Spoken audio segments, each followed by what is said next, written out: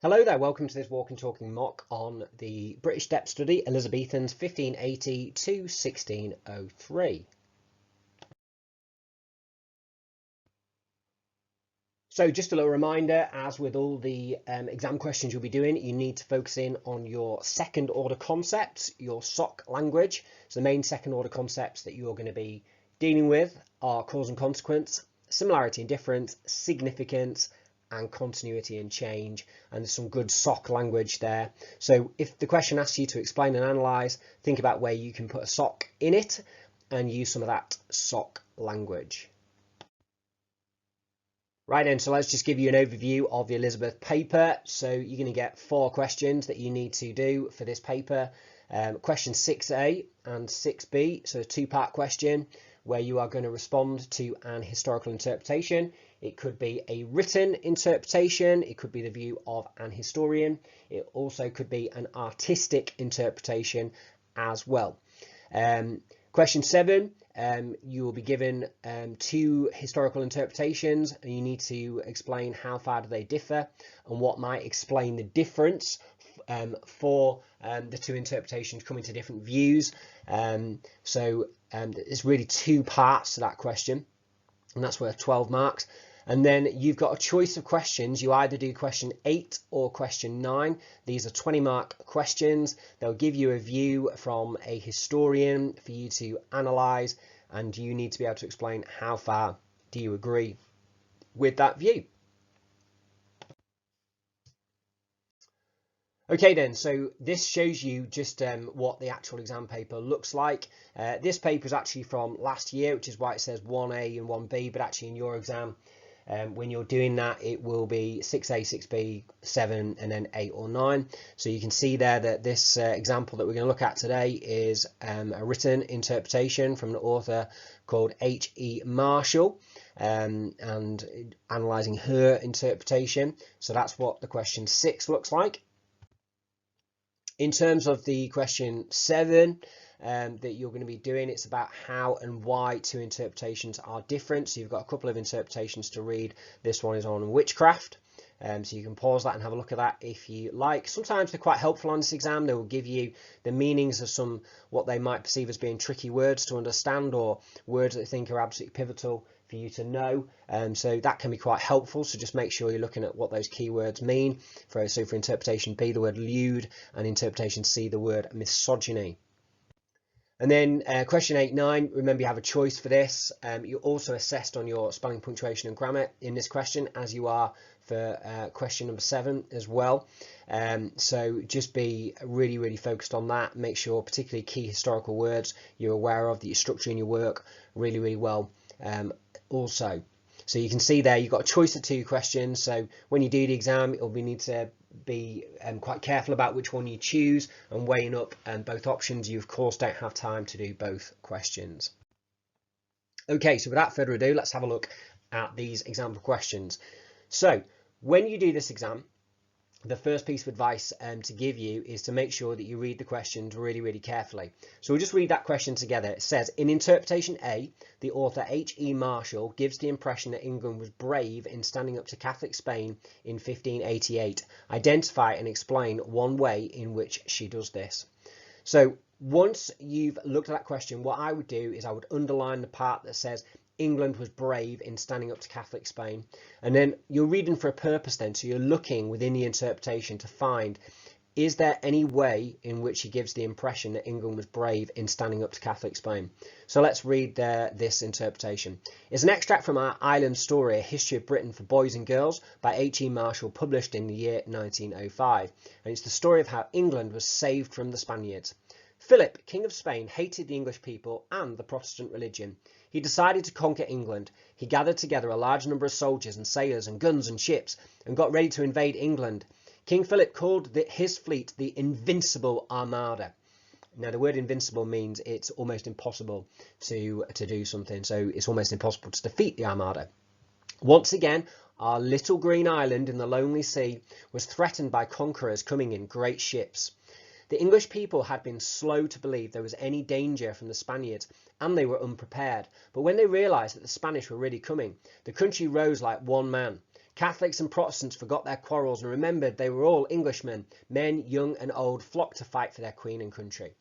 So straight away, you're looking for some key phrases and key ways in which she gives the impression that England was brave in standing up to Catholic Spain. And this is not dissimilar to some of the skills that you'll be required to do when you are doing your English language work as well. So when I read that, straight away, what points out to me is we've got that sort of juxtaposition, if you like, of the little green island in the lonely sea. And the sort of impression that England's a small, not very powerful country, and then the use of the word threatened by conquerors coming in great ships, which makes Spain seem quite powerful. So you've got very much the juxtaposition of the sort of weak English against the strong Spanish, and therefore that gives the impression that England was brave in standing up to Catholic Spain in 1588. So that would be probably my line of thought for this question. But let's have a look at some guidance for this question now. Right then, so let's have a look at the guidance for this question. So this question requires you to analyse a single interpretation. You've got to identify and analyse features in the interpretation based on your contextual knowledge and understanding. Try and think about methods used by writers, artists or filmmakers. So they might give you a still image from a film and how they put forward a particular interpretation of a historical figure, period or event. The task will provide for you a specific focus. So it will say something like, in interpretation here, the artist suggests, and in this example, about the English being brave in standing up to Catholic Spain. And then they say, identify and explain one way in which the artist does this. Now, a little bit of a top tip here. It's only worth 3 marks, this question. So you only need to pick out one feature. There is no benefit from picking out several features. So let's look at the sort of guidance for this in a bit more detail. All right, so let's have a look at this in more detail. So in terms of guidance, you're going to get 1 mark for the correct identification of a feature or method in the interpretation that is used to create the impression. So for example, in this answer, that England was brave in standing up to Catholic Spain. Now for the extra 2 marks, you must pick out a specific feature in the interpretation and then develop that explanation by making 2 points about it or giving 2 examples. So this can be quite a helpful approach to use when answering this question. So firstly, you're going to pick out the method, then you're going to include some kind of quote to back that up, and then you're going to include some kind of explanation to help you fully develop and explain your answer. So let's just have a look at some examples of this to help you out. Now remember, you only need to use 1 example for how the author creates this impression. There's 3 bullet points here, but you would only need 1 of these bullet points to actually get the marks. But these are just 3 different example answers that would all get 3 marks. So let's read the first bullet point. The author gives the impression that England was brave in standing up to Catholic Spain. So we're creating a question in our answer, which is good, by making Spain seem like a bully. So that would be the method that she uses. So she's creating this image of Spain as a bully. Then we're going to back that up with some evidence. So this is where we're going to get our 2nd mark. For example, she says that Philip hated the English people and the Protestant religion. So that's 2 marks. We're then going to get our 3rd mark by explaining it. This makes it seem like the English had courage to stand up to him. Another example, the author gives the impression that England was brave in standing up to Catholic Spain by making us feel sorry for England. For example, she says, our little green island in the lonely sea was threatened. This gives the impression that England was brave as they were, in comparison, a small country. There we are, 3 marks. The author gives the impression that England was brave in standing up to Catholic Spain by comparing Spain's power to England's. For example, she said that Spain had a large number of soldiers and sailors and guns and ships, but England was a little island who was unprepared. This gives the impression that England was the underdog in the situation. So remember, only identify and explain one way in which the author creates this impression. No extra credit for giving more than 1 example. And then you're going to back that up with a quote and an explanation. Now then, question 6b is often seen as quite a tricky question and people struggle a bit on the exam technique for this, but actually once you get your head around it, you should be getting some great marks for this question. So 6b, if you were asked to do further research on one aspect of interpretation A, what would you choose to investigate? Explain how this would help us to analyse and understand the threat from Catholic Spain to Elizabethan England. So we've already read the source, so we don't need to read that again. All right then, so for this question, you are being asked to identify an area of further research into an aspect of the historical situation or an issue that is the focus of the interpretation that you've been given. You must justify your choice. So essentially what you're doing for this question is you're picking out an inquiry question. So how are you going to approach this question? Well, the first thing to do is look for something within the interpretation that requires further investigation. So what do you notice within the interpretation that you would like to explore further? Then you need to use a second order concept. So you need to get your socks out and think about how you can create an inquiry question yourself, which is related to a second order concept. And then you need to be able to justify and explain how this line of investigation would help historians know more about the topic in their inquiry. It's not an own knowledge question, this one, so you don't need to start writing lots and lots about things about the threat from Catholic Spain during this time, so avoid using the phrase from my own knowledge. So in summary, first aspect, identify the area for further research linked to the question. Pick out an inquiry question linked to SOC language, and then explain how this would help an historian to understand the topic more. Now then, these things are best explained by looking at an example answer. So here is one. Interpretation A gives us the impression that the conflict between England and Spain was a religious crusade by King Philip of Spain, who, quote, hated the Protestant religion. Okay, so that's identifying the focus that you're going to be looking at. You're then going to go on to look at the inquiry aspect. I would like to investigate the other reasons for the war. I would choose the inquiry question, was religion the main cause of the conflict between England and Spain in the late 16th century? So they actually like you within the exam to actually pick an inquiry question, so try and use that phrase. This would help an historian to understand the threat from Catholic Spain. So there you're showing that your question is linked to what they've asked you to look at, the threat from Catholic Spain. To understand the threat from Catholic Spain by finding out whether religion was a more important cause than things like the actions of English sailors like Drake attacking Spanish ports in the New World. So you have picked out a key feature of the interpretation to look at. You've chosen an inquiry question, which is very much linked to the second order concept of causation. So was religion the main cause? And then you have talked about how it's going to help historians to understand that question a little bit better and understand the threat from Catholic Spain. You can have a little bit of own knowledge there, but of course you don't need to actually answer the question that you pose. So in summary, the inquiry you choose must be linked to some evidence within the interpretation. Make sure you include a quote. You must choose an inquiry and form it into an inquiry question, which must be linked to a second order concept. Link it to the question, understand the threat from Catholic Spain. You do not need to actually answer the question you pose. That's how you do question 6B. Okay, then moving on to question 7. Question 7 gives you two historical interpretations. These ones focus on accusations of witchcraft in Elizabethan England. You need to say how far do they differ and what might explain any differences. So essentially you've got two questions within one here. Note as well, there are 5 spag marks here. So make sure you're spelling your keywords accurately. Make sure, of course, that you are not making any sloppy literacy errors like not using capital letters, and you're writing in clear paragraphs as well. So what you're going to do for this question, read the interpretations carefully, make a note of the provenance of the interpretation, which is where the interpretations are from. And as you are reading the interpretation, try and pick out what the key view of each interpretation is, because you're going to want to pick out the differences between them. So let's read interpretation B. So this is from the back cover of a book called Lewd Women and Wicked Witches. It gives you the definition of the word lewd down below, which means rude and bad-mannered. So Lewd Women and Wicked Witches, a study of the dynamics of male domination by Professor Marianne Hester, published in the year 2003. A little bit of extra information here. Professor Hester specialises in researching violence against women. In the 16th and 17th centuries, almost all the people persecuted as witches were women. In this book, Marianne Hester uses revolutionary feminist thinking to show how witches were victims of the oppression of a male-dominated society.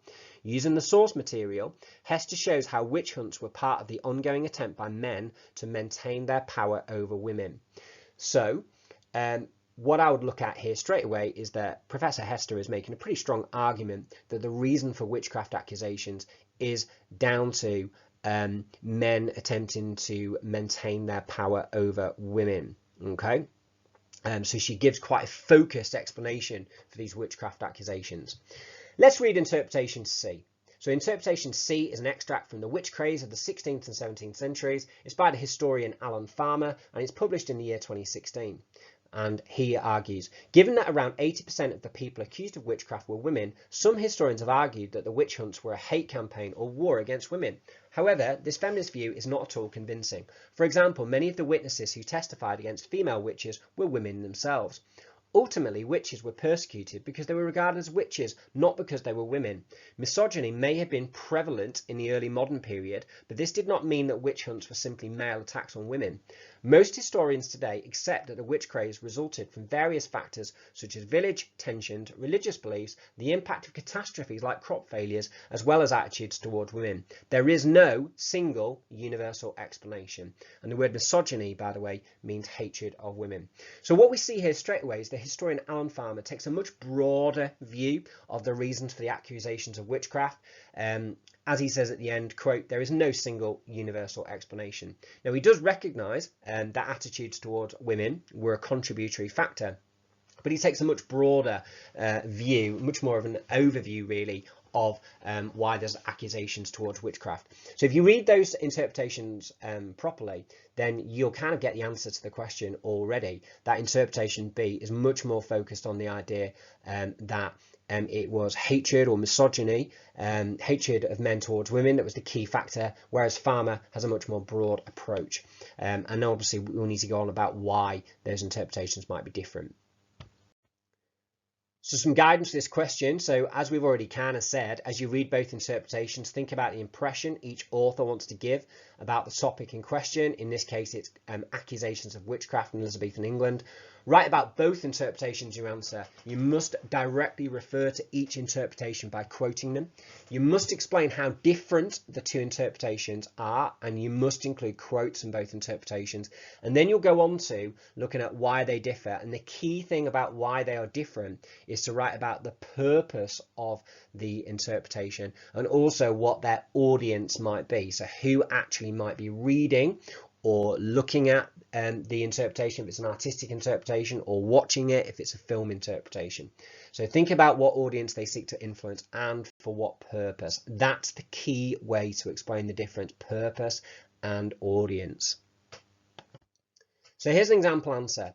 So you're going to start off by looking at how they are different. So you're going to want to use nice connectives here in your answer, and you're going to need to have some quotes. Make sure that you keep your quotes short and snappy. I would say keep them like baby crocodiles. You don't want to just be rewriting or paraphrasing the interpretations. You want to really get into the heart of the question, which is about how much they differ. So let's have a look at the example answer. Interpretation B and interpretation C are different, as B blames misogyny as the reason for witchcraft trials, whereas C shares a more general view of the causes. It does not blame it on a specific factor. Interpretation B argues that the witch trials were caused by, quote, male domination over women, and it's clear that this was another outlet for men to try and, quote, maintain their power over women. Interpretation C is different, as they think witch hunts weren't simply male attacks on women. Interpretation C has a much wider range of factors such as village, tension, religious beliefs. He dismisses the idea that hatred towards women is the most important factor, saying this is, quote, far from convincing, and states that there is, quote, no single universal explanation. Therefore, the two interpretations were quite different, with B being more a single causal focus, whereas C is a more rounded explanation. So some top tips there: make sure you use quote, use the connectives so that you're really comparing the interpretations and not just writing them out, and explain how different you think they are. So there's a nice judgment there, using the phrase quite different in this respect to show about the extent to which they differ. So it's getting all that good sock language in there, which is going to be really, really key. All right then, so going on to why the interpretations are different, the key thing there is to look at the provenance of the source and really focus in on the ideas of purpose and audience. So let's have a look at an example answer. Interpretation B was written by a woman who specialises in researching violence against women.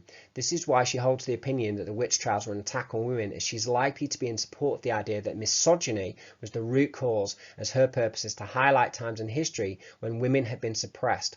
Her audience may be other historians interested in this field of historical research. Interpretation C is different as it won't focus on his perspective as he's not a specialist in this field. His purpose is not to argue this view and he may not understand the full extent of the issue. He takes a more general view and is listing the many theories on why the witchcraft trials took place. His purpose is to give a more general view of why historians have these views, and his audience may be people looking for a broader overview of witchcraft accusations across a longer time period. So the key for that question, purpose and audience, to explain the difference, linked to who the actual writers are.